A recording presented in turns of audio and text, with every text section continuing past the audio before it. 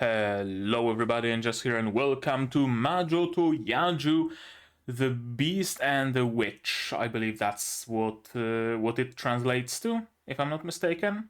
I think I'm not. Brand new anime to the channel. I'm not sure if it's anime original or does it have a source material. I don't know. I honestly can't remember it. We went through it during the seasonal stream, of course, which you're gonna be able to find the VOD in the corner tab, card, whatever it's called, or just on the channel. I really don't know much, if anything, about this show. I just know that there's going to be a witch, and there's going to be a beast. Whether there's going to be a wardrobe or not, I guess that remains to be seen. And the world looks steampunk-ish, like Industrial Revolution era, maybe between Industrial Revolution and Victorian, somewhere like in those thereabouts, old London, old England, those vibes. I don't really know anything about the plot. I remember liking the opening. The trailer, of course. Haven't seen the opening yet. And that's basically all I know. That's basically all I know about this show, but hey, it's steampunk or steampunk adjacent, and honestly, that's enough for me to watch it. So let's watch it. Let's see what it's all about. If you're new to the channel, if you're unfamiliar with it, the structure of every video is that this is the intro, then we're gonna take a look at the show, we're gonna watch it, react to it with subtitles. You're gonna have a timer subtitles so you can sing it up to your own copy. Then we're gonna go through the episode frame by frame if need be, or I can pause the episode at some moments to talk a little bit more about it, right? To not disturb the synced up viewing. Then we're gonna go, since it's the first episode, we're gonna go, of course, through the staff and through the seiyuu. And lastly, I'm gonna give you my opinions about this first episode, and yeah, and that's about the summary. Very short, isn't it? Because I really know very little about this show. I think there's like blood and gore, but I'm not 100% about that. I'm not entirely sure about that. Yeah, I know nothing, so how about we just watch it and see, right? To do it, you will of course need your subs to follow along with me. I'm gonna need my sound to hear what's going on in the show, and I'm gonna have to ask for your support. Support the channel if you want monetarily on Patreon or YouTube, down below, or not. Share my content, spread the word, it costs you nothing and helps a lot. And with that, we can start watching Majo to Yajuu episode 1 in 3, 2, 1, go. Striga? Is that what it says? Like, stylized?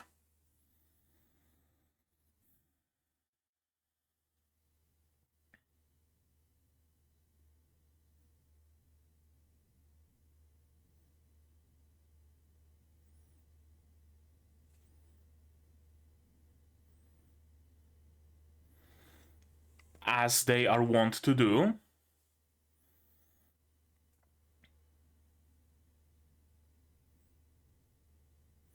Accipe batium amore fatalis viri.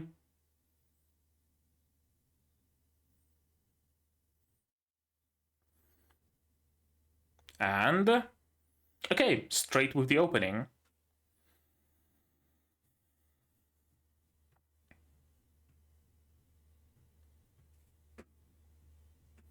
Okay.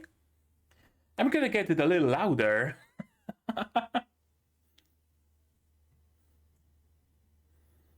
Right, and the dude is lugging around a coffin, like his long-lost brother of Chaika Trabant.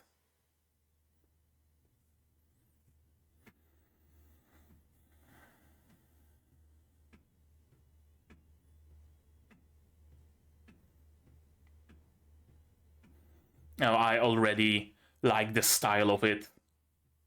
I really do.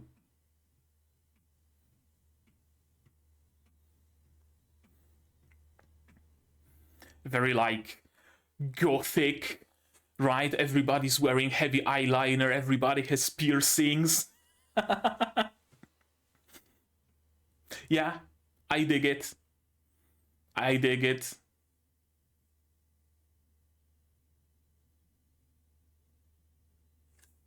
All right. Sign me the fuck up. Oh, it continues.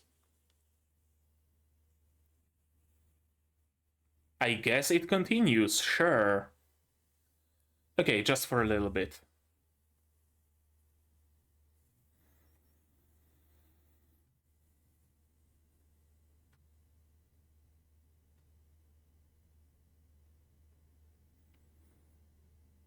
I know this voice actress. I know this voice.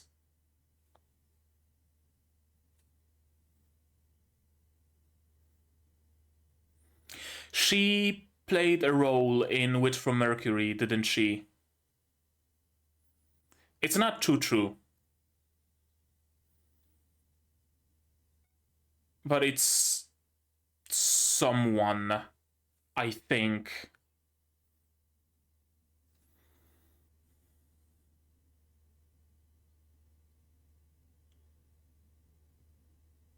Wait, is that the voice actress of Ryuko from Kill la Kill? I think it's Ryuko.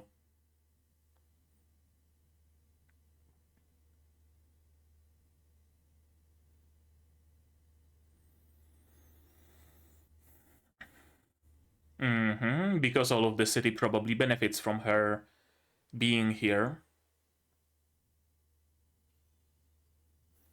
Okay. Sky sharks. Sure. Why not? Or walking sharks. I guess walking sharks. All right. That came out of nowhere. Okay. Oh, that's not Ryuko.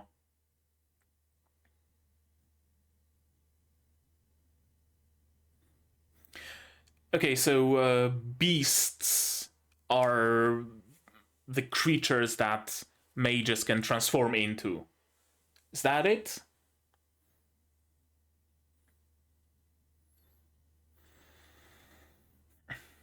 And we've seen these scribbles already on the arms of the guy with the coffin, I think. Oh, that was easy.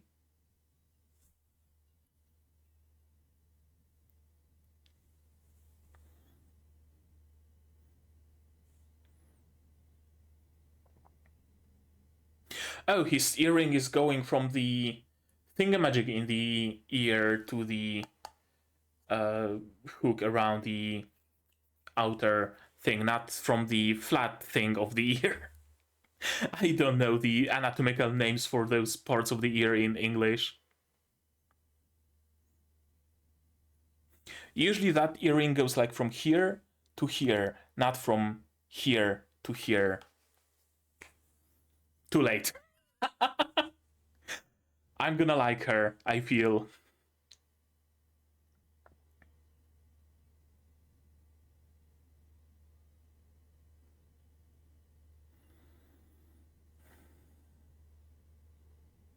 An apprentice.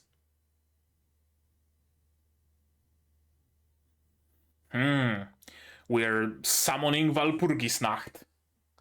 Someone called Madoka.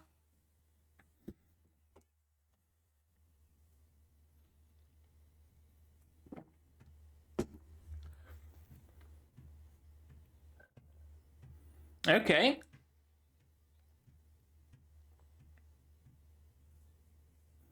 Well, that was easy.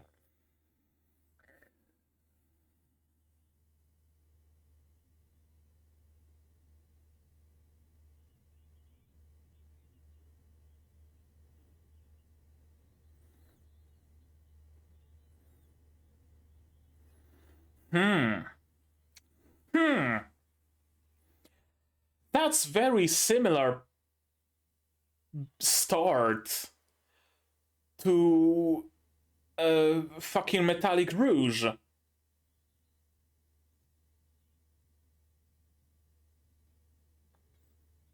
I'm gonna elaborate on it later. But it's very similar to Metallic Rouge.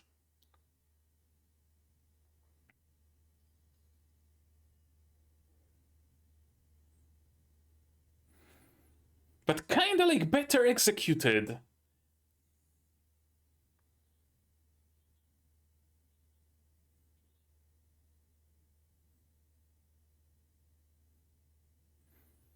More crows.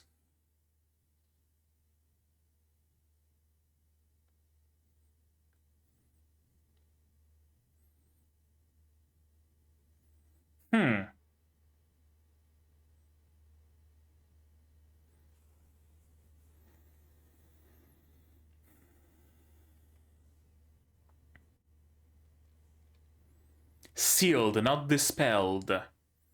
Yeah. Interesting. You'd think that killing the caster would dispel the curse.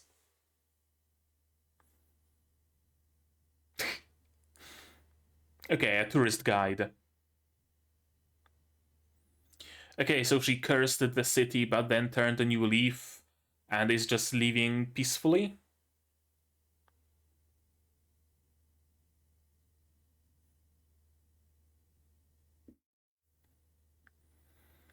Also, it's much more modern than I thought it would be. Like, judging by the clothes alone.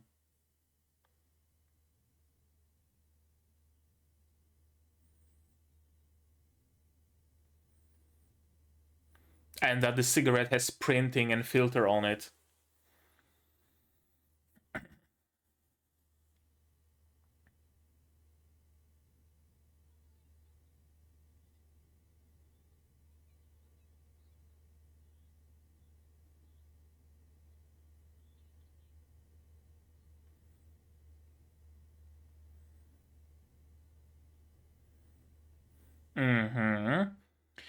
But then Lady Witch arrived. Right.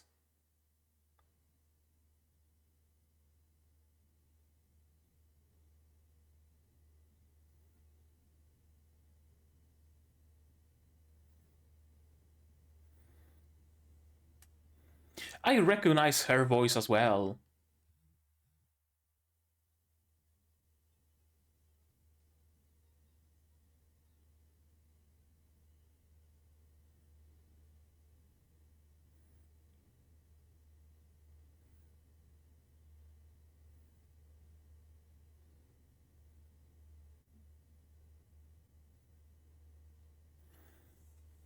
But it's not.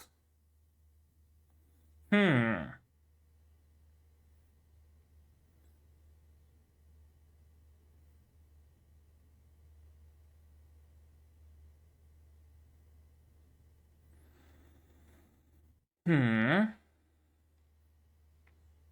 Or it wasn't sealed. She actually dispelled her own curse and then said that, oh, I sealed it in my right eye. It took a great deal of strength to worship me. Something along those lines.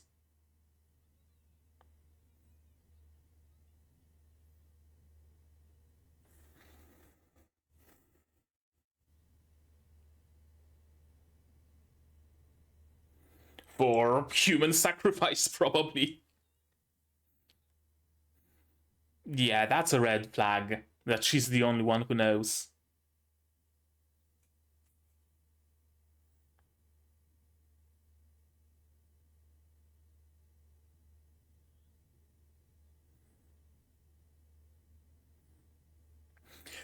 Are you two not witches? Are you both beasts?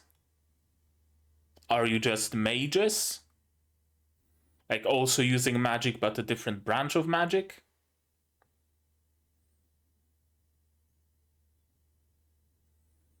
You certainly can use magic, so...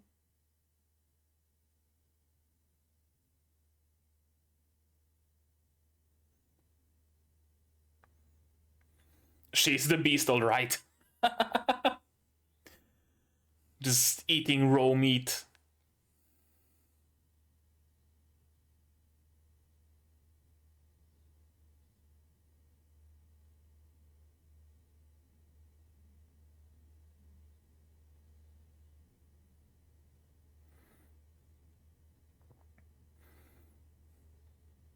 Damn.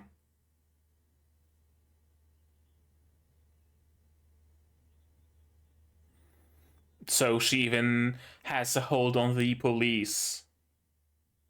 Okay, so a mage. Gotcha.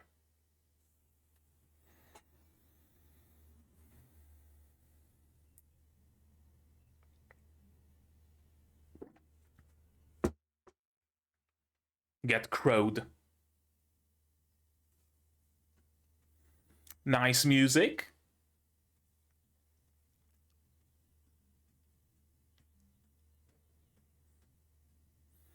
I really like the dynamic between those two. I really like that she's the like hot-headed, aggressive one, and just as I said, human sacrifice.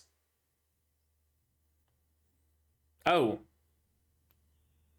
just I guess Lady Witch really likes feet and hands.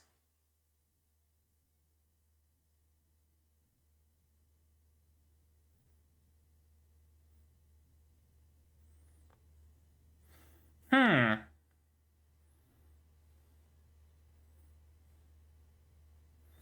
For unsealing the curse, probably. Yeah.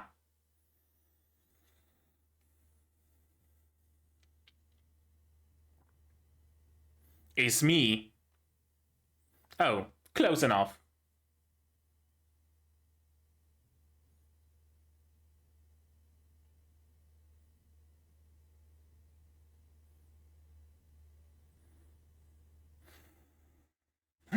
So it was the reverse. Instead of thinking of her as the wicked witch and Lady Witch as the good one, it's actually the reverse. Interesting.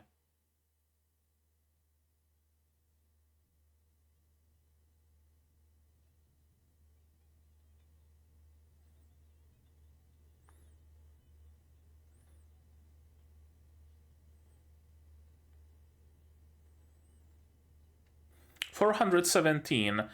I was expecting like a round anniversary. 500, 100, something thereabouts.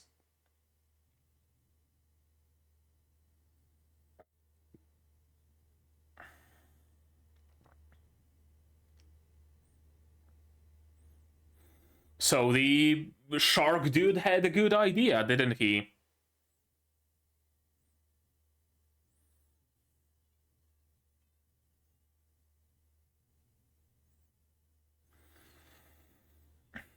And here comes the beast.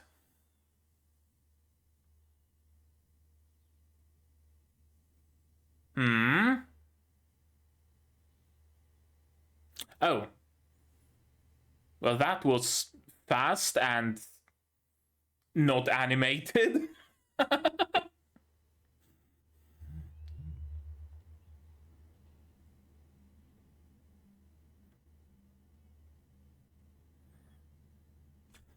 I think she's just a distraction. And the mage dude just has an anti-material rifle in his coffin or something.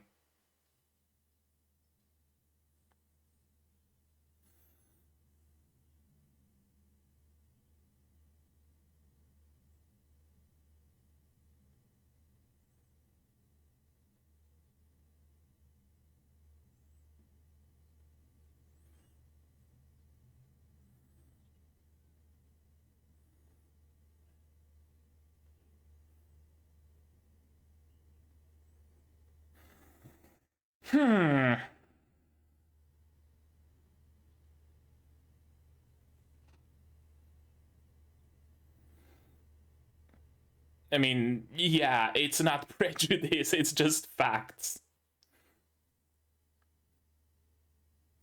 Sure, I guess.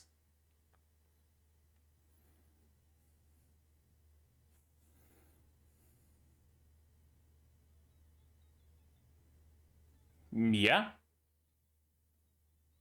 exactly.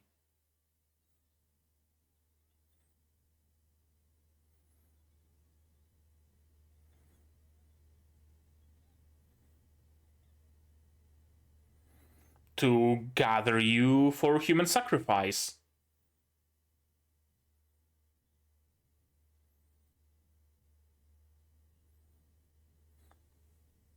Right?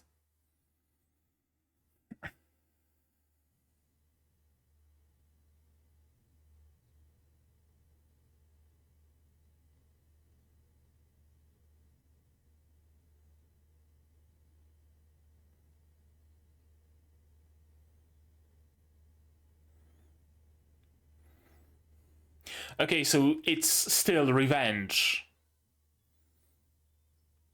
Okay, I mean, sure, I guess you admit to it now. That's good.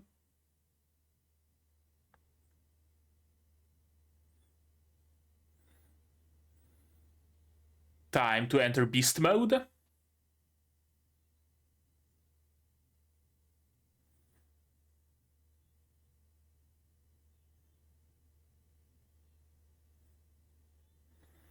A rose tattoo.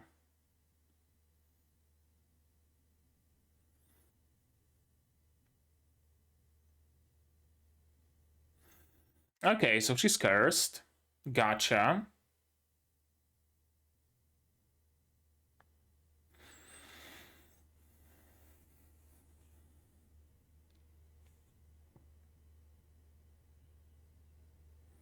Right, so not even killing the witch can dispel it.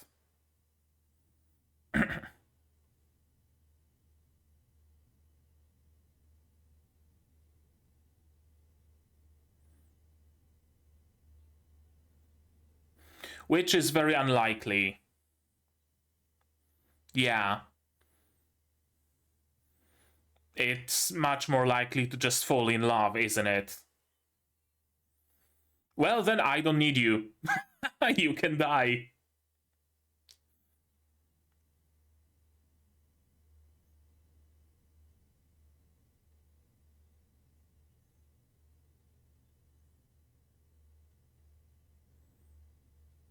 Oh. Curious. Any witch can dispel any other witch's curse?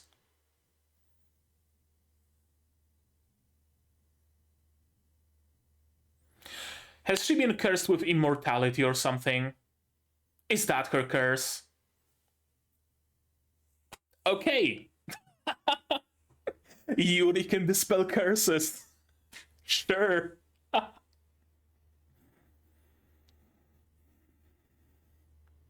Okay, so the coffin is a thing of some sort. Oh, a new body? For the girl?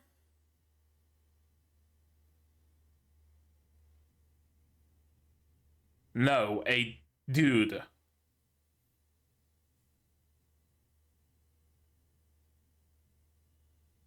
Oh, did she enter this body? Can she switch bodies or something? And he's essentially lugging around her exosuit?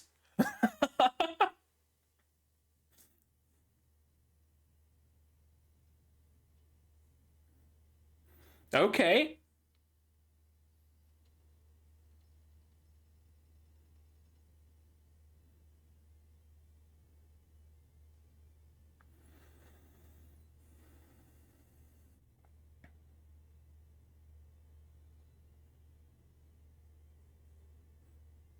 So what about the previous body? I don't know which one's the original. So I'm just gonna say previous. Which is her true body and where does the other come from? Mere first-rate mage. Guido can manage.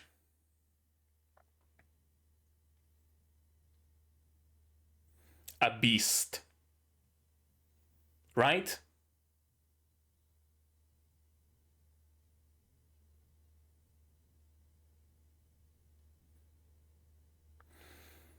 I mean, she said she wants to punch you, so don't act surprised.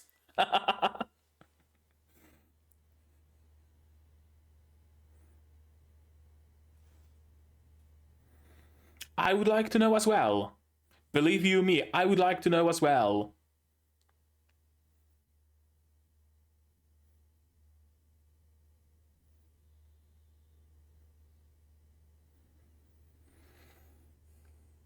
And she's back to the other body, right?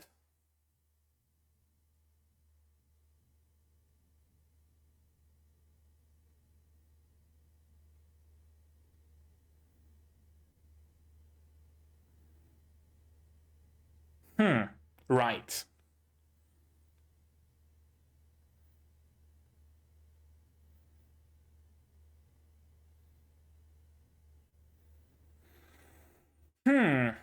Okay, so we can suppress the curse by kissing a witch. Interesting. Oh, their limbs are back? How did that happen? His magic?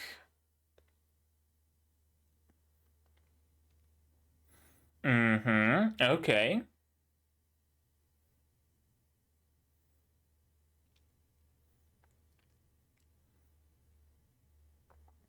So he just packed her up into the coffin.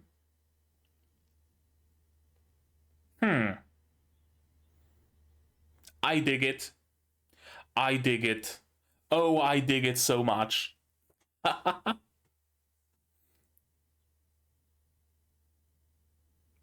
Is that a spoiler for the next episode, or... hopefully not. Well, that was good. Well, that was really fucking good. Holy shit. Alright. Alright. Alright, let's watch it again. Let's watch it again, abso-fucking-lutely. That was way too short of an episode. I really could use like a double-length episode here, not gonna lie. Original 17 witches, mighty lineage, so it's inheritable, it's, I don't know, genetic or whatever.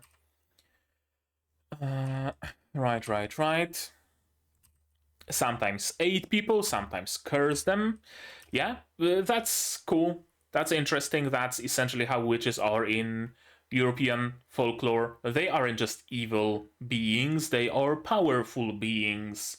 If they have a whim to help you, they will help you. If they have a whim to harm you, they will harm you.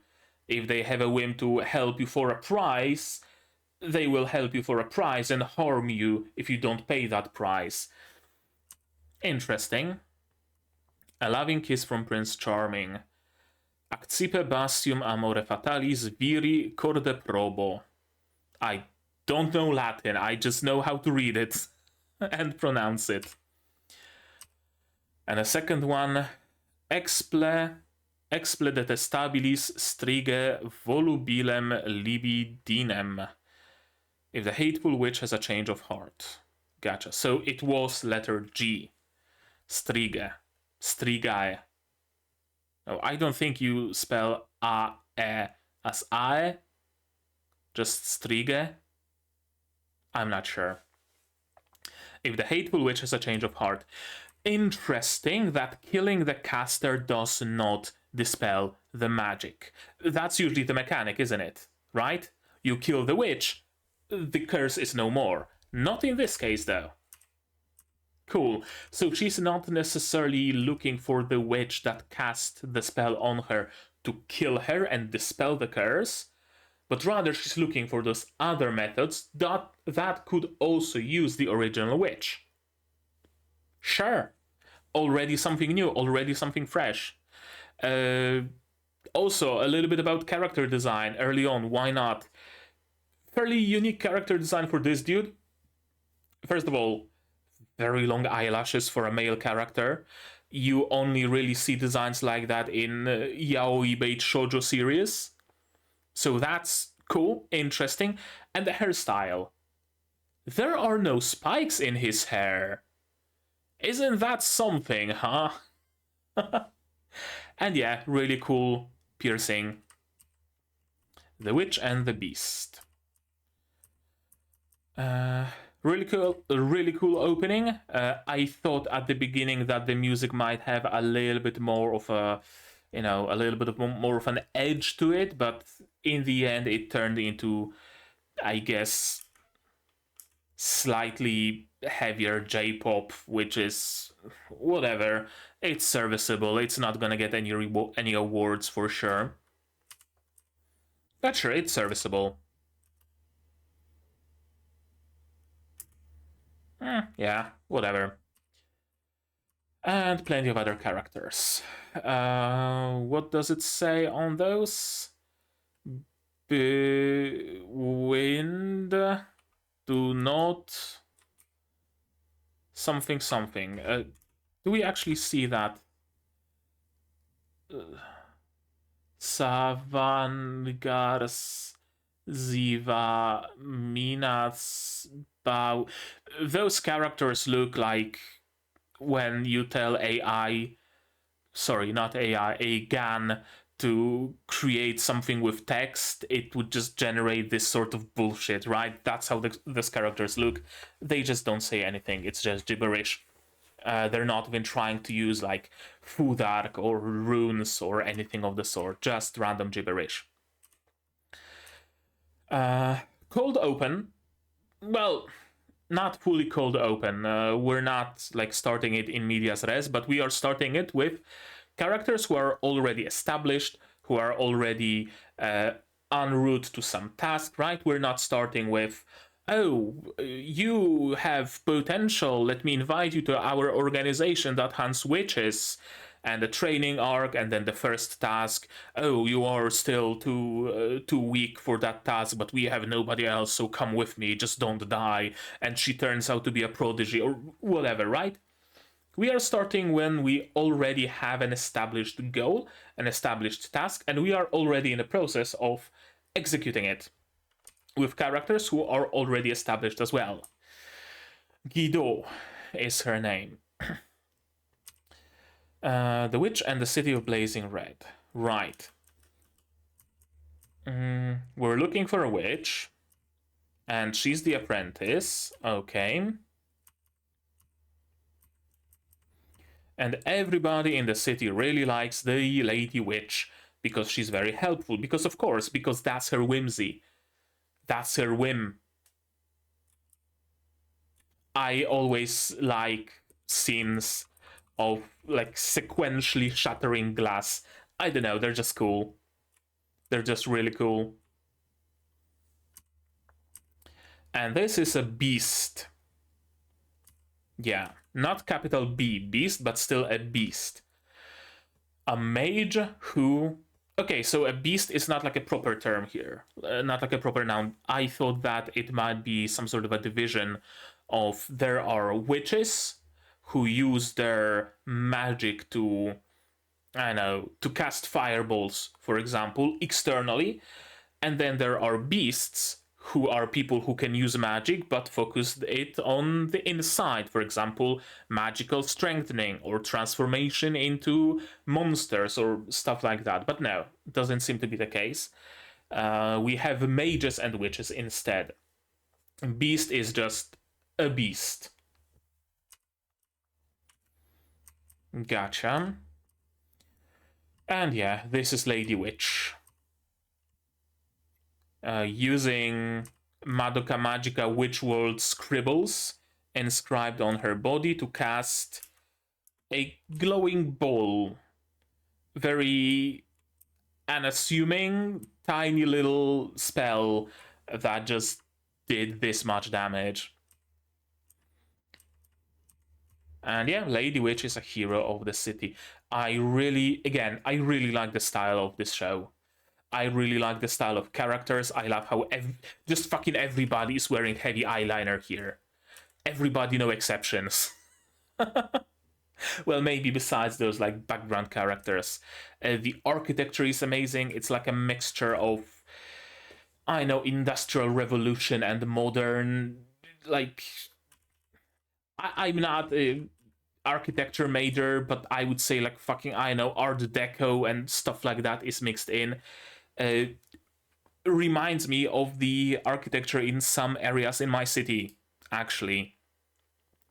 When I had my first job, from the toilet in the office, you could see that really cool train tracks that were like suspended on a wall. Again, I don't know the full proper English term for it, but it was a wall with arches in it and train tracks on top. And I would just go take a toilet break just to not even use the toilet but just look at it because it was so fucking cool, because I love this sort of architecture. And I'm gonna enjoy this show if this style, if this architecture, if this heavy eyeliner continues. I'm gonna enjoy it a lot. She's the hero of our city. And also this like heavy line art, sometimes to emphasize the shadow, right? At times kind of reminds me of the, not the fully exaggerated art style of Prison School, but the like somewhat exaggerated art style of Prison School. When you would get a zoom on Kiyoshi's face, for example, with half his face being covered in shadow. You know what I'm talking about. If you've seen Prison School, you know what I'm talking about. Animation comes first, yeah, of course. No acting on impulse, too late for that. I really like their energy. I really like how they work off of each other. Usually I get the feeling that it would be reversed, the roles, but no, we have the like beastly, angry, impulsive, short little strong girl, and we have this stoic, kinda, whatchamacallit, I forgot the word. The delinquent, kind of delinquent looking guy who's just, easy. Let's not act on impulse. Let's check the facts, read about the history of this place. We're gonna figure it out with a cup of tea and a good smoke, right? Very interesting.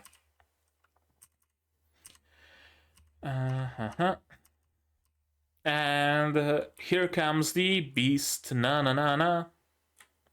Sharp fangs and all, slit eyes. But yeah, in this form, it seems like she's not that powerful. She's resilient, damn near immortal, it would seem, but not that strong. She needs the other body, the coffin body, to fully unleash her power. Interesting. And he, meanwhile, uses crows. Question being whether it's his magic that just naturally manifests as crows, or does he just like crows? Either is fine. Yeah, right, he likes to talk, to have a dialogue with the witch. Oh, my sincere apologies, Miss Witch. It's a misunderstanding. We have no ill intent. We sure, we want to kill you, but it was very rude of my partner here to attack you like that. Could we perhaps set a date later today? Would that be suitable for you to fight to the death, perhaps? I really like him. And yeah, let's disappear. 400 years ago, Wicked Witch cast a curse on the city, doomed land consumed by hellfire. Witch was defeated and the curse was sealed. Question: who sealed the curse? How was it sealed? We know that killing the caster does not dispel the curse. Does it just seal the curse then, perhaps? Or was someone else involved in the case of this city burning? Also, I just noticed her eyelashes cast a shadow. That's some serious detail. That's some serious detail. That's the supposed history of the city. Yeah, it's just a traveling guide. Yeah, oh so says the pamphlet. She's built a better reputation for herself in the last 400 years. I initially thought that it actually is the same witch, that she started the fire, allowed herself to be crucified, whatever, then she just woke up, changed her appearance with magic, and continues to live here, waiting for another opportunity, right? Like, okay, my spell was sealed, let's work on some ritual to unseal it and empower it, because it clearly wasn't powerful enough. So she stays here for 400 years, honing her skills, honing the curse. But no, it's the granddaughter. Oh, so yeah, I initially was under the impression that it's going to be steampunk-ish show.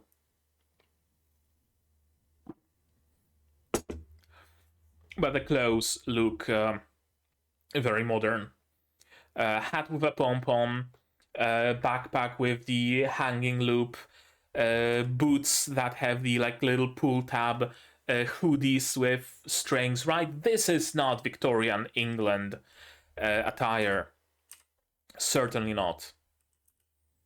It's an anniversary. We don't know what's it an anniversary of, but Lady Witch invited us.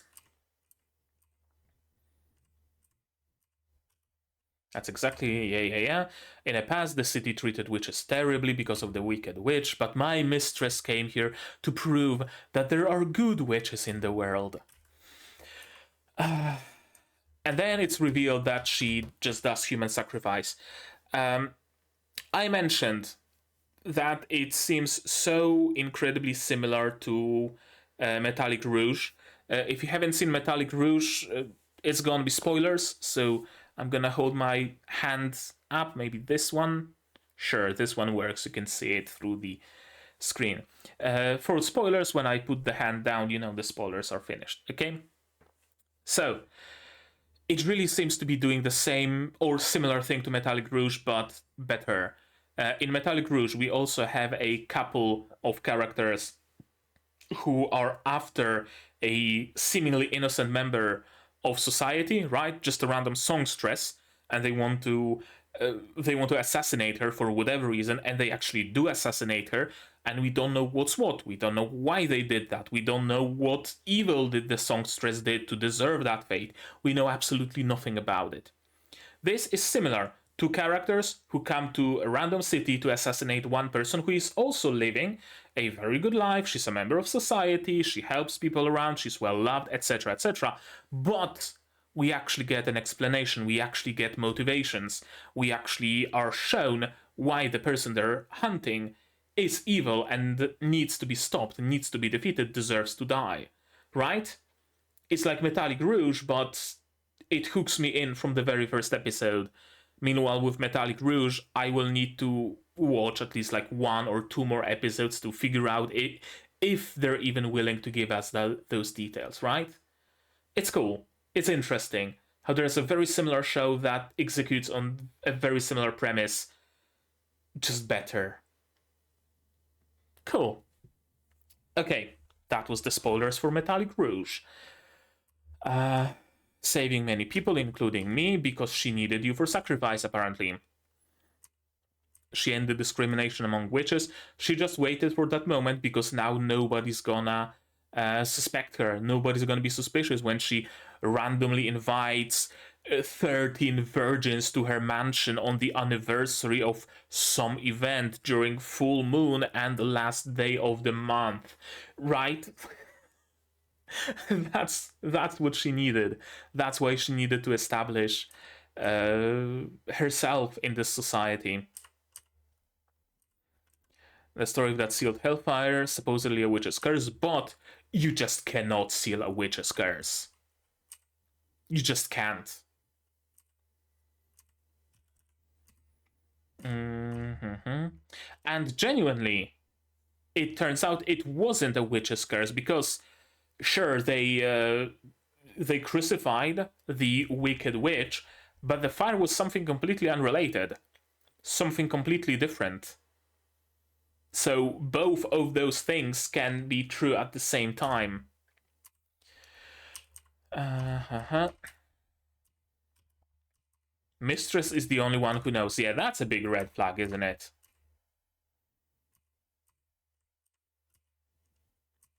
Wow, flowers. How beautiful. I would give an arm and a leg to be able to lie down in those flowers. Uh, that's some really nice food. What's she eating? Let's take a look. Let's take a look. Those are some clams. That looks like salmon in some sort of sauce, or it could be mashed potatoes. Bread rolls. That looks like some piece of meat on mashed potatoes with wild mushrooms and chunks of something. A salad made of mostly cherry tomatoes and I guess cucumber, like julienne cucumber, bread, red wine, and she has so much good food and she's just munching on a piece of just raw fucking pork. She has quite the appetite though. So many empty containers. She doesn't like her veggies. She left out all of those mushrooms and stuff like that. Just bread and meat and wine. I like her. I like her. Reminds me of, probably because of the hair. The hair, the eyes, the overall like body shape, and the piercings reminds me a lot of Saya. Saya? She was? I think she was Saya. Her name was Saya from Dagashikashi. I really liked her as well in Dagashikashi, and I really like her. I know, I just really like those characters. I really like the style. How can you even read this, my dude? Yeah, you say violence? Haha, I'm down for violence. That's great. And she's wearing such cute clothes, right? And she's all about violence.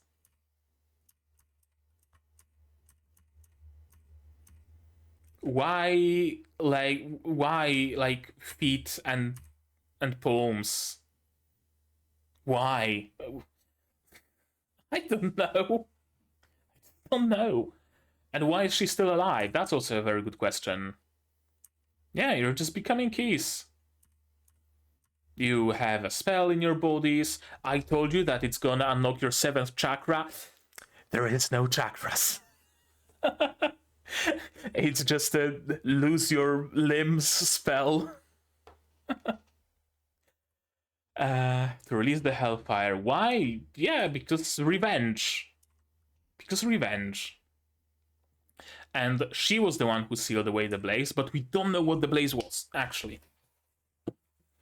This is my, if you're new to the channel, this is my green notebook of theories. With every series I watch, I note down my theories as we go. Theories, notes in general. And then at the end of the series, at the end of the show, we go through all of them and see which ones were correct, which ones weren't. So, Majo to Yajuu. The hellfire in the city is important. It's important who caused it. I can easily see that person becoming a an antagonist, perhaps. I can see that being the case. The cause remains a mystery, but yeah. But sure, it was immutable law back then that witches are to be executed.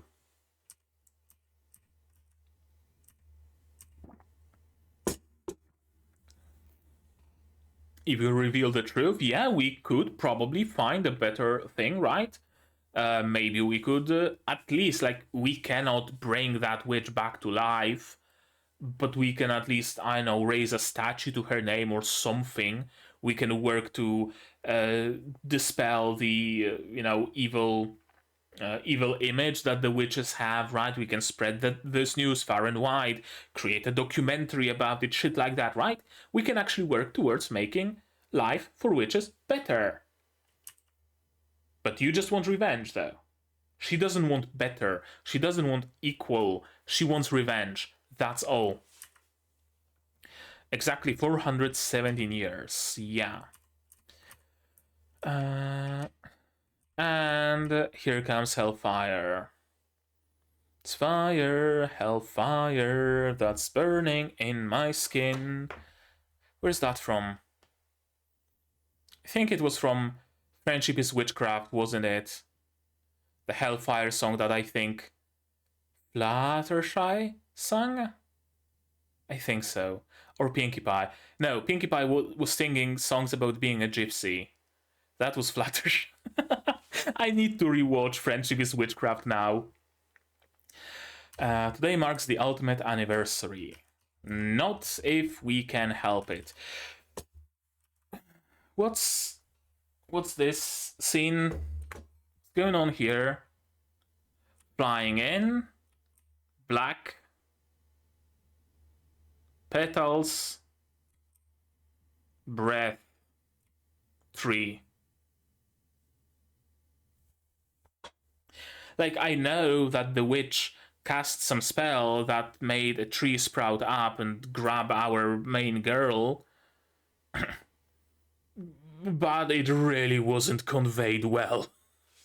It really was not conveyed well, which is surprising because, like, you see them animate trees growing, so it's not like they wanted to save up on that. You see fighting actually happen, so it's not like they wanted to save up on fighting animation, because those things are already in this episode. It's just this scene just got black screened for some reason. I don't know. Oh. That's an amazing frame. That's an amazing frame to skip to. I love seeing in between sometimes.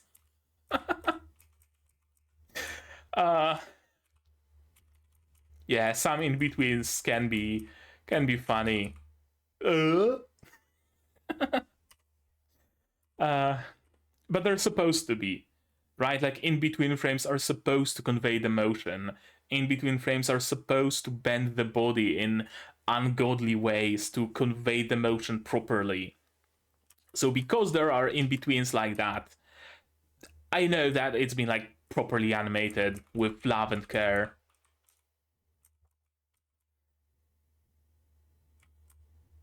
Beam. Beam barriers.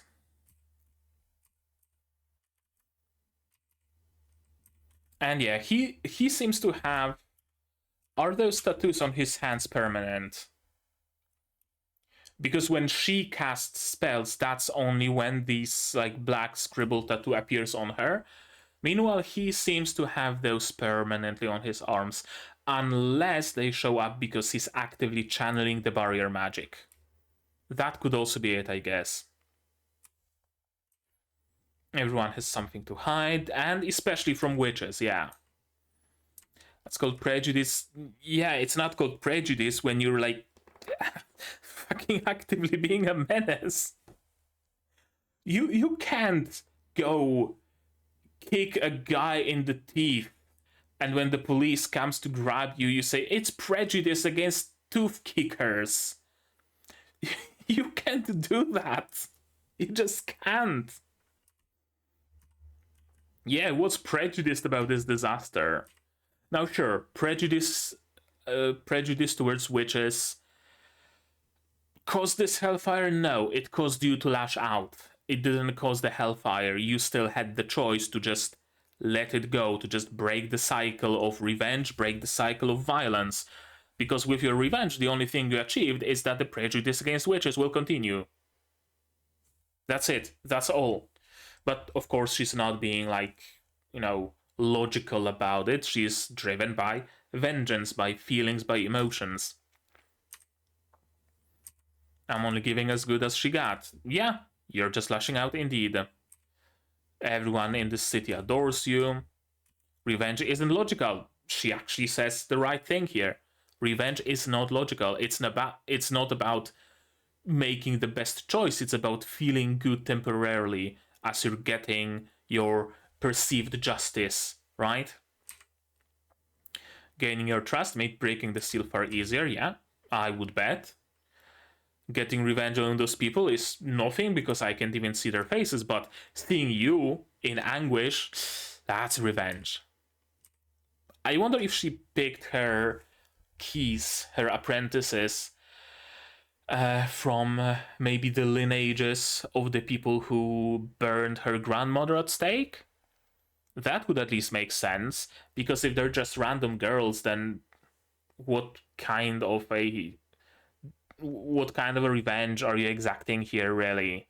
Right? Watching you suffer, yeah. And she's still alive, of course. She has a brand, a mark. That is a witch's curse. We don't know the nature of this curse.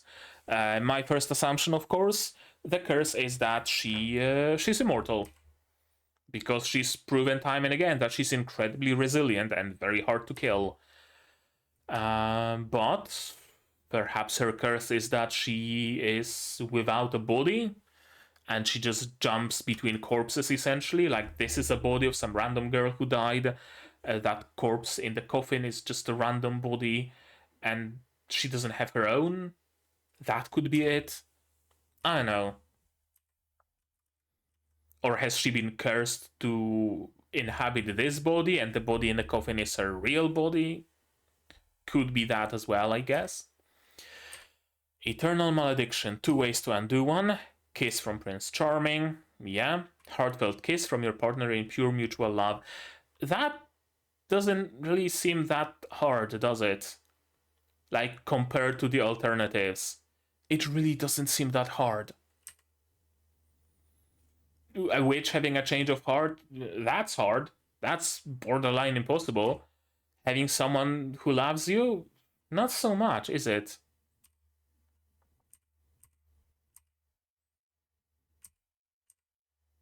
You don't need to be the witch who cast the curse to lift it. Interesting. So if she decided to undo the curse right now, could she? Or are there any other, any other conditions to be met so that a completely unrelated witch can undo a curse?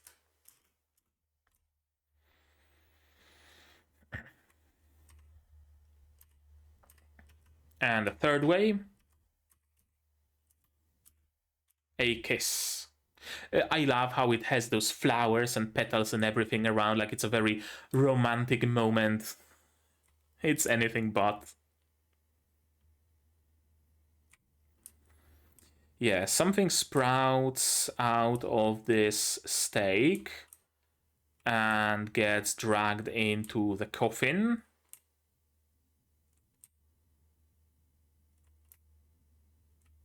And I really thought that this is a moment of like, what? What happened? I did an evil. Oh no. I'm good now. I'm a changed woman. Or maybe that our main character's Gilliam, her name is? Something like that. Transferred her consciousness into the witch's body, and the witch's soul was sucked up by the coffin or something like that. But no, she's just surprised at the sight of the beast. Nothing beats your body. So I assume this is a body that the mage just lugs around and it's his somehow.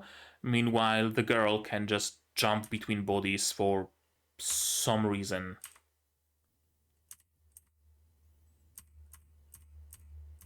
Cool fight.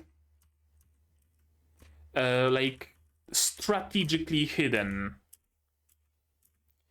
Right? Like, not to the point of zoom in fake cam, like you would say in, like, cheap episodes of, I don't know, Bleach or Dragon Ball or whatever. Not flying PNGs, but also the impact isn't directly shown, right? There's always some sort of smoke, some sort of look from a further away camera. I'm a mere first-rate mage, yeah. There's nothing I can do. Guido. Most beautiful and most terrifying of creatures, and the witch's greatest and only natural enemy. Which would be... continue? Is there a name for this creature? And a gut punch. Very strong gut punch. What is this creature? Very good question, actually. Also, there was a mention of the third way to undo the curse. Oh, yeah, right. Kiss a witch. But it seems to be undoing the curse only temporarily, not permanently. Interesting.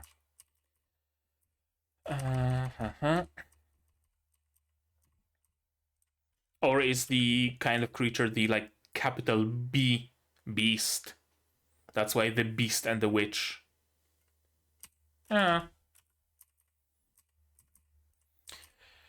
This method can undo the curse, but not forever. So is her curse that she cannot swap bodies? Because that would explain why she used the hulking body only after the kiss, right? And how are their limbs intact again? That's a very good question. Also, on the topic of prison school, she really looks like Hannah from prison school. I just cannot unsee it. You can't judge people by appearances. Bringing witches back to the order is our job, and she hasn't been killed. She's just incapacitated, sitting neatly inside of the coffin. It's just a witch carrier, essentially. It's probably bigger on the inside, and you can just, oh, I need a witch body right now. Here you go, it's on the second shelf to the right. Order of Magical Resonance, the government body that controls rogue witches. Let's hurry home. And spoilers for the next episode, I would assume. Alright. I'm 100% down with it. I'm absolutely down with this show. Let's take a look at who's responsible for it. Shall we? Yes, we shall. Of course we shall. I think it's zoomed in enough. I can zoom it a little bit more, I guess. So, let's take a look at the details and the staff.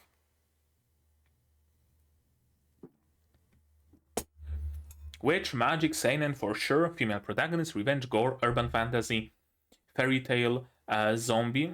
I guess she could be a zombie. Parody? Is it? And episodic. I actually like that it's episodic. No joke. I actually like that it's gonna be episodic, that it's gonna be a, whatchamacallit, like witch of the week kind of deal, right? That it's not... I don't need like a full, grand, spanning story. I sometimes just want that episodic show of Monster of the Week. It's cool if it's gonna be that for at least a while. Recommended Claymore. I can see why. Mahotsukai no Yome and Tongari Bonshi no Atelier. I guess only because they have witches. Kuroshitsuji because of the gothic style, probably. Chainsaw Man because of gore, I would guess. Action, adventure, drama, fantasy, checks out. Majo to Yajuu, Witch and the Beast, Die Hexe und das Biest, or however you pronounce it in German. Also translator French, Anaï Kechlin? Something like that. I'm sorry, I cannot pronounce it properly. Is the source material... Is the source material... Wait. Oh, it's... I'm reading fucking manga. I wanted the... Yeah, this. Yeah. Okay, so manga is on hiatus. Those are not characters that we've seen. Who the fuck are those people? Who the fuck are those people? But yeah, still, Mahotsukai no Yome, Vanita no Carte, Mahotsukai no Yome, Undead Girl Murder Farce, I can see why. Witch, Stain and Urban Fantasy, same tags, LGBTQ plus themes, because our main character kisses witches? Maybe, probably. Action, adventure, drama, fantasy, yeah, all of it checks out. A studio. I want to see the studio. Yokohama Animation Lab, who also made... who else? Rail Romanesque, Tensai Oji no Akaji Koka, whatever, Getsuyobi no Tawawa, Azure Lane, some sort of a Mirutai's and Mirutai's sequel. No, sorry, OVA. What else? Monster Strike. Not many. Not much. Not much, and mostly like barely disguised fetish kinds of shows. Like Getsuyobi no Tawawa and Mirutai's thighs, for example. But also, in recent times, they started picking up more like, I guess, bigger shows, more like proper shows. Interesting the direction they're going. I'm liking what they're doing, for sure. Staff. There isn't much, so it's not gonna take us a lot of time. Original creator, sure. Kosuke Satake, Majo to Kimagure and Majo to Yajuu. Okay. What's Majo to Kimagure? Witch and Whim. I guess another manga. Alright. Director, Takeyuki Hamana. Takeyuki Hamana, who also directed any shows that I would recognize. Oh, I thought it's Ergo Proxy, but no, it's something else. Tensai Oji, again. He seems to be working closely with this particular studio. And some older shows that I have seen exactly none of them.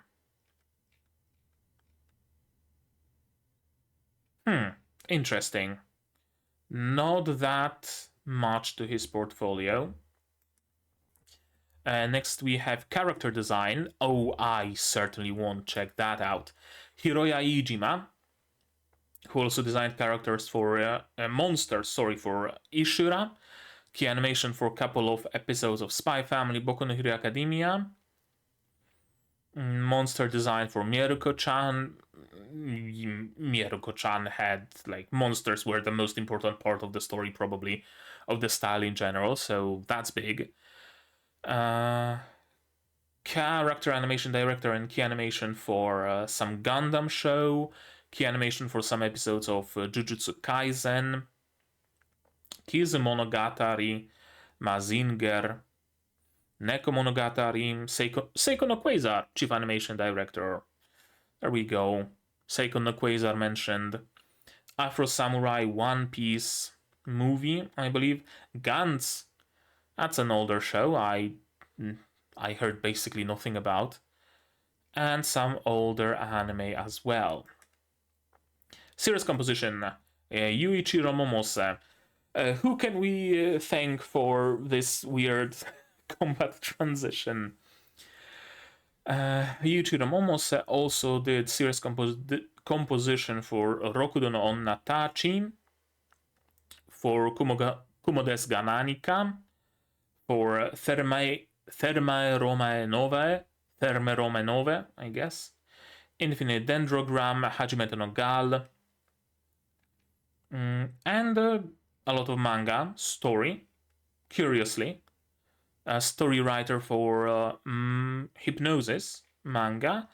Meanwhile, doesn't have much to do with story in the anime. Well, I guess scripts for a couple of shows. Let's see. Prop design, sure. Art design, art director. I want to check all of them out. Miki Matsuda, prop designer, also for mechanical assistance and prop assistance for Princess Principal, and Eiyu Kyoshitsu, and a couple of manga, story and art. Daigoro Yamaguchi, art designer for this show, for background art for Girls Last Tour, and background art for some episodes of Tensai Ojin. And Hirotsugu Kakoi, art director for Majo to Yajuu and also for Miru Thighs. There we go. Rocca no Yusha, Suisei no Gargantia, Sankaria OVA, Mirai Nikki, background art, but still. Zetsubo Sensei, art direction, plenty of decently prominent roles here. I thought it's like Boku no Pico 2 when they are all both aged up or something, but no, it's something I would guess similar, but not the same IP, so to speak. Editing, yes, I would like to hear who edited it, and it was Mai Hasegawa, who also edits Blue Lock. What else that I would recognize? Bastard. Tribe 9, editing Tensai Oji again.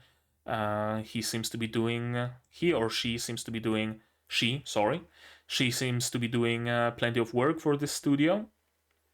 No Miru Thighs though. Killing Bites editing though. That's a show I recognize. Next, who else do I want to check out? CG director, sure, and color designer, why not? CG director, not that I've seen CG here, so hey, good job. Takuji Gojima, really good job. CG animation for Princess Principal, that's where it was much better, like much easier to see that there was CG, but also a fairly older show. And some other shows that I have no clue about. And Huisuk Wang is the color designer for Majo to Yajuu, as well as for, again, Tensai Oji, and not really many other shows that I wouldn't know. 2D Works, okay, let's, yeah, that's gonna be the graphics, I guess. Hiroyuki Yagasaki, Miru Thighs, Tensai Oji, again, 2D Works for this particular studio for Yokohama Animation Lab, it seems. Music, why not? Natsumi Tabuchi and Hanae Nakamura are responsible for music in the show. Natsumi Tabuchi made the music for the Tsundere 1. This had a really cool premise, but I just didn't have enough time in the season to watch it all, unfortunately. Music for Agretsuko, for Otome Game, and Adachi Toshimamura. Interesting, slow loop. And Hanae Nakamura did music for Gotobun no Hanayome. Again, Adachi Toshimamura, more Gotobun no Hanayome, Agretsuko again, Otoge again, Clockwork Planet. Oh, Clockwork Planet. The manga was good, the anime was middling at best. Not a great adaptation of the manga in general. Who else do we have here? Theme song, performance, ending, and opening. Ending, I guess we've heard the ending, and it was made by Yoshino Nanjo, who also did, I guess, voices for characters. Oh, so she's a VA? The voice of Shirabe from Symphogear. Alright. Okay, that caught me by surprise because I was expecting like music, but hey, okay, also plenty of music roles as well. Theme song performance, but mostly as a heroine singing. So wait, is she voicing one of the characters here? No, she's not. She's not voicing just one person in 2024. Interesting. They got a seiyuu unrelated to the show and had her sing the ending. Huh. I guess she is a vocalist, so sure. Yeah, besides Shirabe, who also did she voice, that I would recognize really quickly. Nobody that comes to mind. No, I thought it's that girl from Girls on Panza, but no. Someone from Akuma no Riddle, Neo specifically, and plenty of other characters that I don't exactly recognize. And Soko Ninaru just opening for Majo to Yajuu and nothing more. And key animation, sure. Let's take a look at all of the key animators of episode 1. Koichi Hayamizu, who also did key animation for Mashle. Interesting. For what else? Gotobun no Hanayome, this weird shoujo series, Blend S, Gleipnir, Great Pretender, Black Clover, Sword Art Online, Persona movie, Ore Monogatari, Golden Time, Maho Sensei Negima, and yeah, even like decently older shows. Darker Than Black, would you look at that? Next we have Yuka Hayashi, who did key animation for Scott Pilgrim, Mahou Shoujo Magical Destroyers, Vinland Saga, SAO, 86, Bunny Girl Senpai, Dororo, Eromanga Sensei, Blend S, Darling in the Franxx. Yeah, plenty of like decently large shows. Hiroyuki Kamura, Mahoutsukai no Yome, Season 2, both parts. This weird shoujo show as well, Mahou Shoujo Magical Destroyers, Undead Girl Murder Force, Tensai Oji, One Piece Black Clover again, Psychopass Kiseiju, Cross Anjay Nisekoi, Psychopass, Monster, Fumofu. Yeah, again, plenty of shows. Next we have Young Nam Ko. That's a Korean name, isn't it? Mushko Tensei, Ore Monogatari, and some couple of other shows. And Shoya Goto, Mob Psycho, Love Live, Tensai Oji. Okay, I guess that covers the stuff. 12 episodes also, just noticed.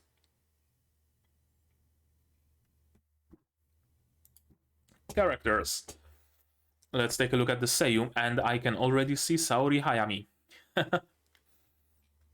Let's see our main couple, Guido, and I guess Ashaf is his name. So Guido is voiced by Yo Taichi, and I recognize the name from somewhere, so let's try to figure out from where. Akira Tendo from Zoom 100, apparently. Okay, sure. Why not? Wendy from Witch from Mercury. I guess that's where I heard this voice, but why would I remember this particular character? Akane from Chainsaw Man. Someone in Isekai OG-san. Dorothy in Princess Principal. Okay, I know where I might know this voice from then. Pepperoni from Girls on Panza. Takeo from Kimetsu no Yaiba. Who else that I would know? Lavinia from Toaru Majutsu no Index.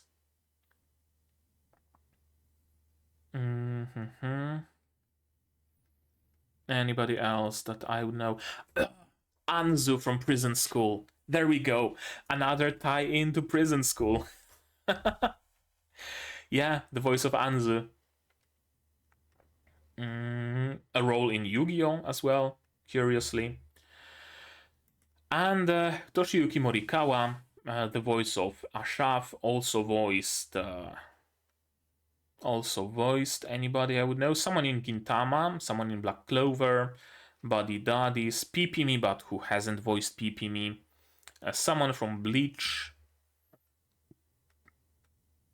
Someone from Kimetsu no Yaiba again.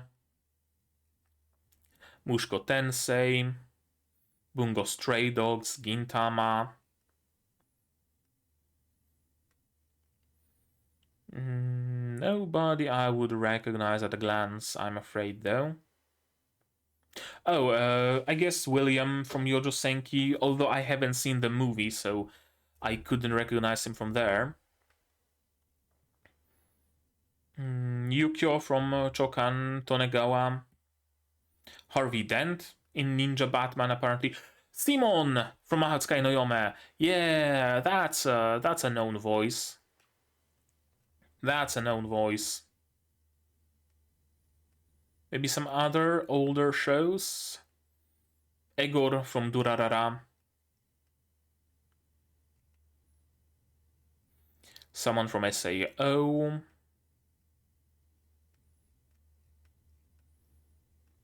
Someone from Bleach. And again, not many roles that I would recognize. Minata from Naruto. That's someone I recognize, if vaguely. And other older shows that I probably have not seen, let's be honest here. All the way to... Damn, how far does his career go? 1981, a blue alien in Ulysses. Okay. Next we have... I don't recognize any of those characters, but sure, let's go through them real quick. Fanora Christoffel, voiced by Saori Hayami. Fanora, she was the girl who lost her limbs and went for... or maybe not, or maybe we have not seen her because I just glimpsed the description. But yeah, I'm gonna be waiting for her appearance because I really like this voice actress.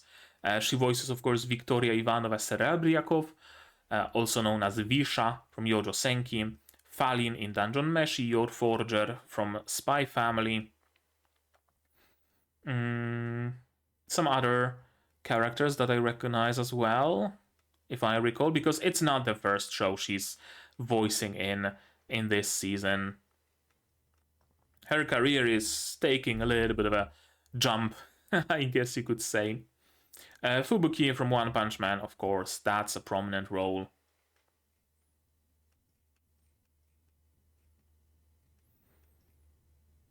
And yeah, I guess 2015 is going to be as far as we go. Next, Johan, voiced by Ryota Osaka, who also voiced Mao Satan from Hataraku Mao-sama, apparently. And Climb in Overlord, that's a known character.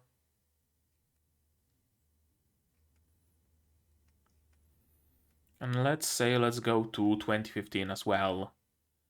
And that's where we're gonna end this look. Yeah, I don't recognize anybody more, I'm afraid. Okay, Kira Highness, voiced by Junko Minagawa, who also voiced Popko, but who hasn't voiced Popko? Kobold in the Kemonomichi show. Anybody else that would be known to me? Oh, we are already at 2015. Someone in Monster High, apparently. And yeah, plenty of other people in plenty of other shows. Next we have Matt Kuga, voiced by Akira Ishida. Akira Ishida, who also voiced plenty of characters, Hon in Heruka, Will-O-Wisp in Maho Tsukai no Yome. Who else? Someone from Tribe 9, someone from Kimetsu no Yaiba. Kuma Kuma Bear, someone Phantom in Arknights. That's someone I know, at least. PP-Me, but who hasn't voiced PP-Me. And more Will-O-the-Wisp. Gara from Boruto. 2016. And 2015. Oh, Femmed in Kakkai Sensen. Oh, that's gonna be interesting. Hearing Femmed here again. Also quite the range, right? Between like Gara and Femmed. Next, Yone, voiced by Yoko Hikasa, who also voiced someone in Shinigami Bochan. Majo in Goblin Slayer. Towa Amane from Shangri-La Frontier. That's a known voice already. Kelsey from Arknights. Again, that's not her first role. That's not the first time I see her mentioned during shows that are new this season. Kisomi Shirakawa from Yofukashi no Uta. Someone from Vanita no Karte. Frida, from Shingeki no Kyojin. And plenty of other characters as well. Again, Majo, Kelsey. Someone from Miru Thighs, apparently, as well. 2018, more Majo, Popko, but who hasn't voiced Popko. 2017, Maria Kadenzavna Eve from Senki Zesho Symphogear. Sakie Sato from Demi-chan. Very well-known characters, of course, very prominent roles. Yeah, that'll do it. Next we have Roiben Cole, voiced by Hidenobu Kyuchi, who also voiced this guy in Tact of Destiny. And this thing in Nanatsu no Taizai, Frodrin. And some other characters in some other shows that I do not recognize. Then Shulk is going to be voiced by Atsushi Kosaka, who also voiced this thing, what's it called? Weathermon the Tomb Guard. Yeah, Weathermon the Tomb Guard from Shangri-La Frontier. Also Branch from Shangri-La Frontier. And other characters that I just don't recognize. Oh, I guess plenty of voices in Hetalia. So that's something, for sure. God, I remember when I was in, like, young in school, Hetalia was, like, all the fucking rage. Every single fucking girl at school would draw and read and watch and just obsess over Hetalia and Hetalia yaoi art and shit like that. Those were the times. Wait, that was Loran, right? Takuma Terashima? No, we have not taken a look at Loran's voice actor. That was Atsushi Kosaka, voice actor of Shulk, now voice actor of Loran, Takuma Terashima, who also voiced Lent from Rise no Atelier.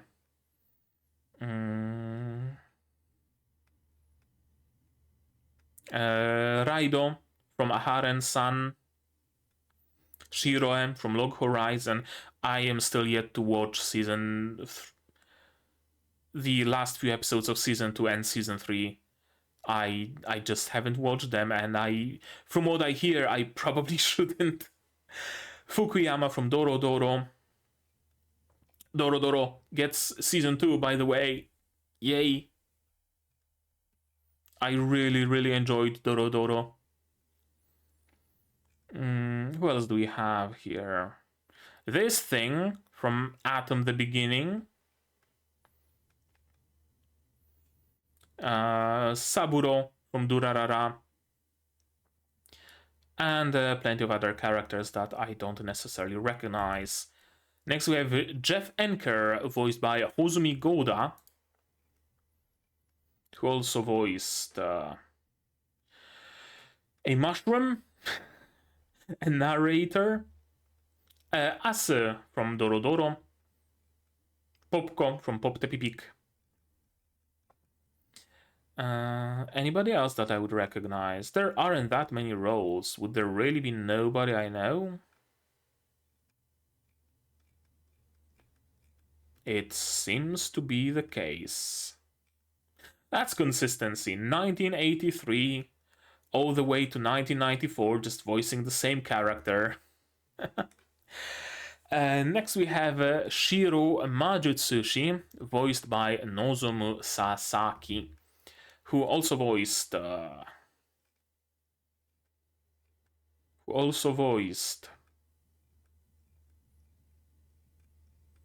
this time I think like legit nobody I would recognize. I recognize Nagasarete Airanto, and I guess Taiga was a character there, so I guess you could say that I recognize this character. Someone from Darker Than Black. Can't say I remember this character, but I of course know the show. Really enjoyed Darker Than Black. Can highly recommend, by the way. One of the most imaginative, probably, magic systems. Or power systems. It's not magic in the universe, but you know what I mean. This light bulb from Akira. And all the way to 1985. That's it. That is it. That is it as far as the staff and the voice actors go. What do I think of this episode? At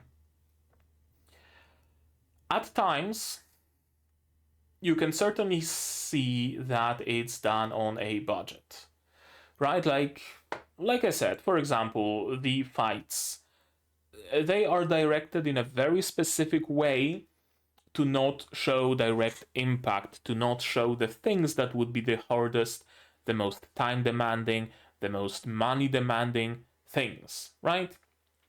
It's efficient, I guess you could say. But on the other hand, you have some really nice art, some really cool designs. I'm really digging the characters.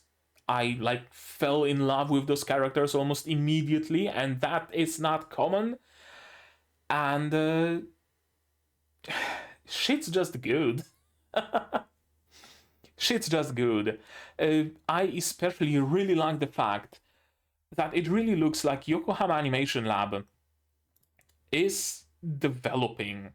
They are growing, right? Like from the point of making just fetish shows on the cheap for the fans of the manga so they buy it and they can slobber over the thighs on the cover, to the point of making an actually nice adaptation. And it really seems like over time they started hiring specific talent that, you know, can provide them with certain, I know, knowledge, talent, resources, whatever you want to call it, right? Like you can see, as we were going through the staff, that some people hired to make this show have been working with Yokohama Animation Lab from what was the point? What was the year? From 2022 on, because 2022 was the year when they just only made Tensai Oji no Akai, right? And then they started making all those adaptations, and there's not a whiff of stuff like Getsuyobi no Tawawa or Miru Thighs. The amount of things they made got bumped up slightly, and also the rank of the things they're making also got bumped up slightly. Interesting. Interesting. And yeah, before then, they pretty much only made ONAs with fairly poor ratings as well. Like in the 50s, there were ratings. In 2016, there was an ONA with 46% rating. Yeah, then in the 60s, then high 60s. 2021, we're getting close to 70%. 2022, 72% ratings. 2023 also oscillating around 70. And 2024 also going to like close to 70s. Majo to Yajuu is like 69%. Nice. A ranking on AniList. You can really see how this studio is building up, is developing, and is making things that are just better and better. And I couldn't be more happy. I really like every time I see a studio that has like one show and it's made by people who I just don't recognize, who have like 3 other shows under their belt, and they've been hired for an art director, and those 3 other shows was in betweens on like single episodes, right? I really like seeing that and seeing how good the show is. I don't know, it's just cool. I really like the underdogs making some really nice shows, some really good stuff to watch, and this seems to be along those lines. It's cool. As far as just the merits of the show go, as I said, you can see at times that it's done on a budget, but for the most part, first of all, it hides it well. There is not like, egregious CGI. That shark could have been fully CGI. Those crows could have been fully CGI. No, they weren't. Right? Just that alone matters a lot, at least to me. The art style is great. It's just good. I like it. I really, really like it. I did not expect to like it this much, to be perfectly honest with you. And I'm gonna be waiting with bated breath for future episodes. For sure. 100%. I'm gonna be waiting. I'm gonna be watching them. Yeah. That's some good shit. That's some good shit. Yeah, I guess that's gonna be it from me though, but maybe you guys have something more to add on the topic.